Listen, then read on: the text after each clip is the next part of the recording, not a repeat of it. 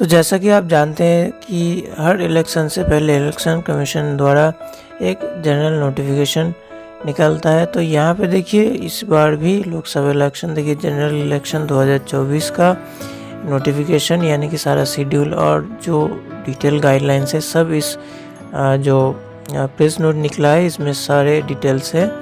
तो हम इसको एक बार देख लेंगे और यहीं से हम लोग देखेंगे। देखिए इस गाइडलाइंस का एकदम 17 यानी कि 17 नंबर पेज पे देखिए 30 नंबर जो पॉइंट है, identification of voters at polling station, यानी कि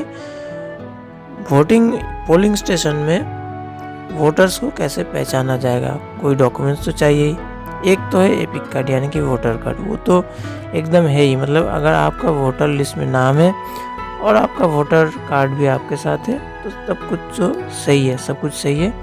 लेकिन अगर आपका वोटर लिस्ट में नाम है लेकिन आपका वोटर कार्ड नहीं है या फिर खो गया है या फिर आपने नया अप्लाई किया है, आपका नाम वोटर लिस्ट में आ चुका है लेकिन अभी तक आपको वोटर कार्ड हाथ में नहीं मिला है, तो आप कैसे वोट देंगे।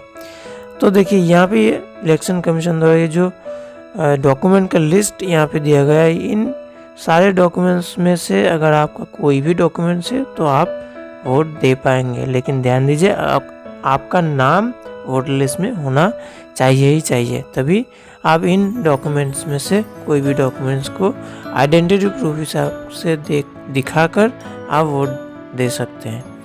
तो चलिए आगे बढ़ते हैं। देखिए पहला पॉइंट है आधार कार्ड। पहला है आधार कार्ड, ये तो लगभग सभी के पास है। जो एडल्ट हो चुके हैं उनको सभी के पास लगभग आधार कार्ड होता ही है। दूसरा है देखिए मनरेगा का जॉब कार्ड।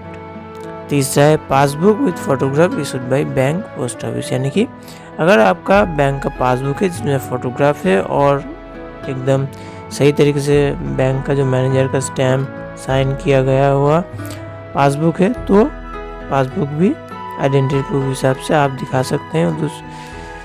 चौथा देखिए health insurance smart card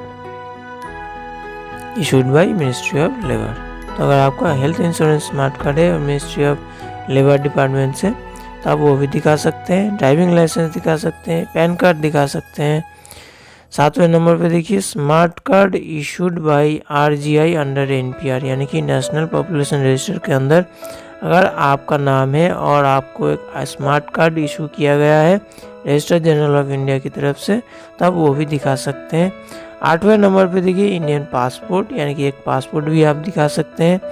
9वें number पे देखिए पेंशन डॉक्यूमेंट्स विद फोटोग्राफ, यानी कि अगर आपका कोई पेंशन डॉक्यूमेंट्स है लेकिन उसमें फोटोग्राफ होना चाहिए, फोटोग्राफ अटेस्टेड होना चाहिए तभी वो चलेगा। 10वें नंबर पे देखिए service identity card with photograph issued by central state government PSU public limited company, यानी कि अगर आप गवर्नमेंट सर्विस में है या फिर PSU सर्विस में है तो उसका जो सर्विस आई कार्ड होता है वो भी आप दिखा सकते हैं। 11वें नंबर पे देखिए official identity card issued by MP MLS MLC etcetera. And एकदम 12वें नंबर पे देखिए unique disability ID UDID card issued by ministry of social justice and empowerment government of India.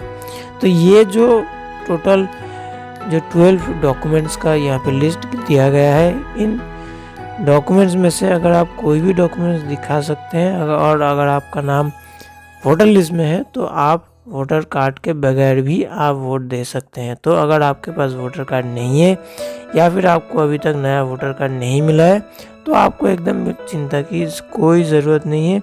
आप इन 12 डॉक्यूमेंट्स में से कोई भी एक डॉक्यूमेंट्स ले जाके आप वोट दे सकते हैं। तो ये इन्फॉर्मेशन और भी स्प्रेड कीजिए, वीडियो को शेयर कीजिए, चैनल पर पहली बार हो तो इसको ज़रूर सब्सक्राइब कीजिए। चलिए दोस्तों मिलते हैं मेरे अगले वीडियो में।